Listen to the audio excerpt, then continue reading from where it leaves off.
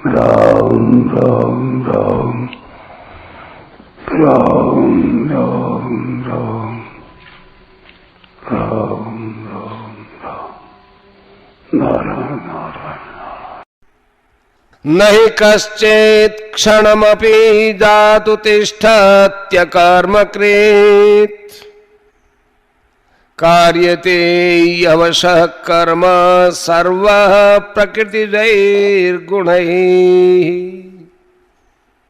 कोई भी मनुष्य किसी भी अवस्था में क्षण मात्र भी कर्म के बिना नहीं रह सकता, क्योंकि प्रकृति के परवश हुए सब प्राणियों से प्रकृतिजन्य गुण कर्म करवा लेते हैं। व्याख्या: नहीं कश्चित् क्षणमपि जातु तिष्ठत्यकर्मकृत्। कर्मयोग, ज्ञान योग और भक्ति योग किसी भी मार्ग में साधक कर्म के बिना नहीं रह सकता। यह कश्चित्, क्षणम और जातु ये तीनों विलक्षण पद हैं। इनमें कश्चित् पद का प्रयोग करके भगवान कहते हैं कि कोई भी कर्म के बिना नहीं रहता, चाहे ज्ञानी हो चाहे अज्ञानी हो।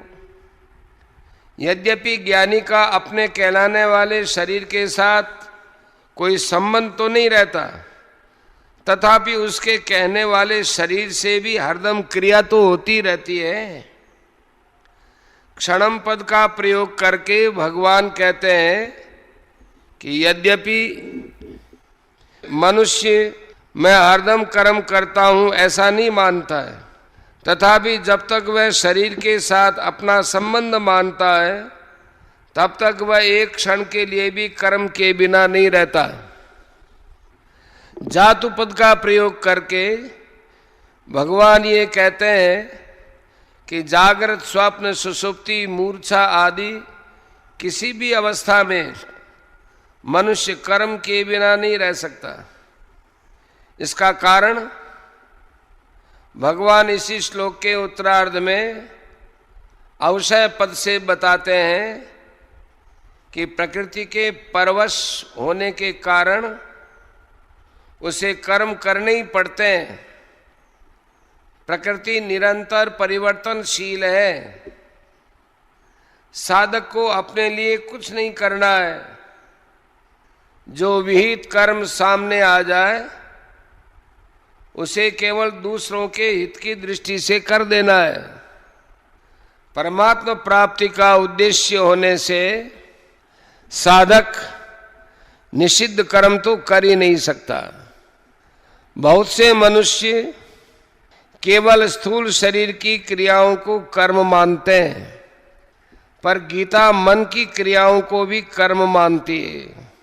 गीता ने शारीरिक, वाचिक और मानसिक रूप से की गई मात्र क्रियाओं को कर्म माना है। शरीर वांग मनोभिर्यत कर्म प्रारभते नरः।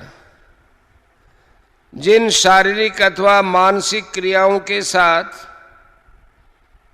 मनुष्य अपना संबंध मान लेता है, वे ही सब क्रियाएं कर्म बनकर उसे बांधने वाली होती हैं, अन्य क्रियाएं नहीं। मनुष्यों की एक ऐसी धारणा बनी हुई है जिसके अनुसार वे बच्चों का पालन पोषण तथा आजीविका जैसे व्यापार, नौकरी, अध्यापन आदि को ही कर्म मानते हैं और इसके अतिरिक्त खाना पीना, सोना, बैठना, चिंतन करना आदि को कर्म नहीं मानते। इसी कारण कई मनुष्य व्यापार आदि कर्मों को छोड़कर ऐसा मान लेते हैं कि मैं कर्म नहीं कर रहा हूं, परंतु यह उनकी भारी भूल है।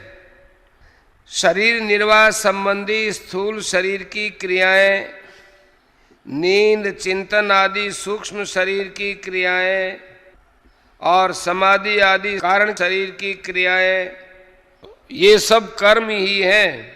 जब तक शरीर में अहंता, ममता है, तब तक शरीर से होने वाली मात्र क्रियाएं कर्म हैं। कारण कि शरीर प्रकृति का कार्य है और प्रकृति कभी अक्रिय नहीं होती। अतः शरीर में अहंता ममता रहते हुए कोई भी मनुष्य किसी भी अवस्था में क्षण मात्र भी कर्म के बिना नहीं रह सकता, चाहे वह अवस्था प्रवृत्ति की हो या निवृत्ति की हो। कार्यते यवशक कर्म सर्व प्रकृति जैर गुण। प्रकृति जन्य गुण प्रकृति के परवश हुए प्राणियों से कर्म कराते रहे। परवश होने पर प्रकृति के गुणों द्वारा कर्म कराए जाते हैं, क्योंकि प्रकृति एवं उसके गुण निरंतर क्रियाशील है। 3:27 और 13:29। यद्यपि आत्मा स्वयं अक्रिय असंग अविनाशी निर्विकार निर्लिप्त है, तथापि जब तक वह प्रकृति एवं उसके कार्य स्थूल सूक्ष्म और कारण शरीर में किसी भी शरीर के साथ अपना संबंध मानकर उससे सुख चाहता है, तब तक वह प्रकृति के परवश रहता है। 14:5। इसी परवशता को यहाँ अवश्य पद से कहा गया है।